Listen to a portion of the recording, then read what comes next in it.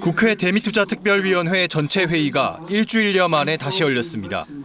국회 본회의 쟁점 법안 처리를 두고 여야가 충돌한 여파로 법안 상정도 못했던 빈손 회의 뒤 첫 전체 회의입니다. 여야는 이번엔 법안을 심사할 소위를 구성했고 현재 9건 발의돼 있는 대미투자특별법도 상정했습니다. 한미 전략적 투자 관리를 위한 특별 법안을 일괄하여 상정합니다.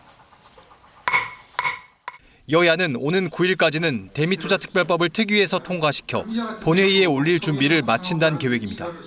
이미 쟁점도 좁혀가고 있습니다. 여당은 새로 만들자, 야당은 기존 조직을 활용하자고 했던 한미전략투자공사는 인력이나 예산 등을 최소화해 만드는 방향으로 합의가 이뤄진 걸로 전해졌습니다.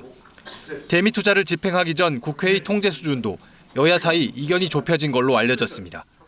아무리 다른 쟁점이 있더라도 3월 9일까지는 반드시 통과시켜서 우리 국민들을 한 약속, 미국 측에 한 약속, 이것은 이행되어야 된다. 대구 경북 행정통합법안 등으로 여야의 신경전은 여전하지만 특별법은 기한 내 처리한다는데 일단은 공감대가 있는 걸로 보입니다. 다음 주 본회의에서 대미투자특별법을 반드시 처리하겠습니다. 대미투자특별법은 국익과 직결된 문제입니다. 국회를 찾은 여한구 통상조사본부장도 미국의 보복 관세를 피하기 위해서라도 특별법이 적기에 통과돼야 한다고 요청했습니다. KBS 뉴스 김민혁입니다. 대미투자특별법 처리 방향과 속도에 전문가들도 의견이 달랐습니다. 기업들에게 어떤 불확실성이나 리스크를 해소하는 차원에서라도 특별법이 조속히 국회를 통과해야 된다. 중간선거 전까지는 함부로 관세를 올리지 못합니다. 마구마구 서둘러야 된다라고 하는 그 이유 중에 하나가 합당한 건지는 한 번 더 생각해 보자라는. 국회 특위가 논의해야 할 지점이 확인된 건데 정작 쟁점이 된 건 여야가 대치 중인 본회의였습니다. 사실상 강행 처리하는 그런 본회의가 되다 보니까 특위는 오전까지만 진행하고 상정까지는 최소한 가야 되는 거거든요. 상당히 안 좋은 시간이 될 것입니다. 특별법을 초당적으로 처리하려면 본회의 법안 강행도 미루라는 국민의힘에 민주당은 특별법과 쟁점 법안이 무슨 관계냐고 맞섰습니다. 본회의에서 강행 통과되는 법들은 미룰 수도 있는 거 아닙니까? 3월 9일까지 처리 안 하면 그 쟁점 법안들이 처리가 안 됩니까? 언젠가 처리할 거 아니겠습니까? 특위 첫 회의 파행에 이어 오늘 두 번째 회의도 결국 빈손으로 끝났고 여야는 장외에서 내탁 공방을 벌였습니다. 여야 모두 다음 달 9일까지는 성과를 내야 한다는 데는 동의합니다. 하지만 이대로라면 입법 불발이나 막판 졸속 심사만이 남은 선택지로 보입니다. KBS 뉴스 김민혁입니다. 미국의 관세 재인상 으름장에 여야가 모처럼 손을 잡았습니다. 특위를 구성해 대미투자특별법을 신속히 처리하기로 합의했습니다. 다음과 같이 합의한다. 하나, 가칭 대미투자특별법 처리를 위한 특별위원회를 구성한다. 관련된 여러 상임위 소속 여야위원 16명이 모여 오는 9일부터 한 달간 특별법을 심사해 합의 처리한다는 계획입니다. 지난해 말부터 발의된 여러 건의 특별법은 3,500억 달러, 500조 원 이상의 대미투자기금을 운용할 공사를 만들고 국회가 이를 감시 감독하는 내용을 담고 있습니다. 그간 특별법 대신 합의 비준을 요구하던 야당이 한 발 물러섰습니다.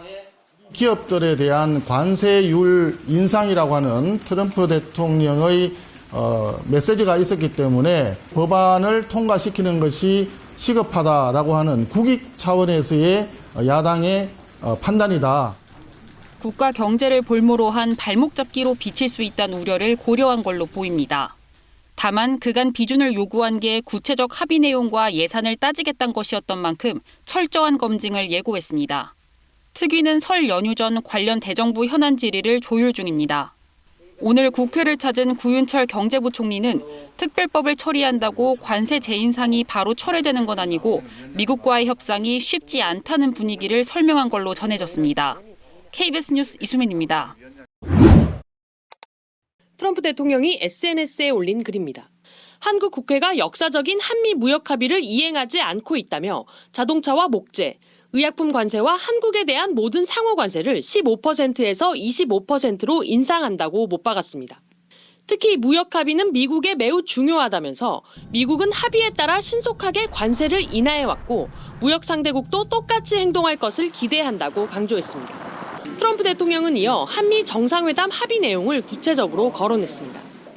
이재명 대통령과 지난해 7월 협정을 체결했고 10월 한국을 방문했을 때도 이 조건들을 다시 확인했다며 한국 국회는 왜 이를 승인하지 않았느냐고 따져 물었습니다.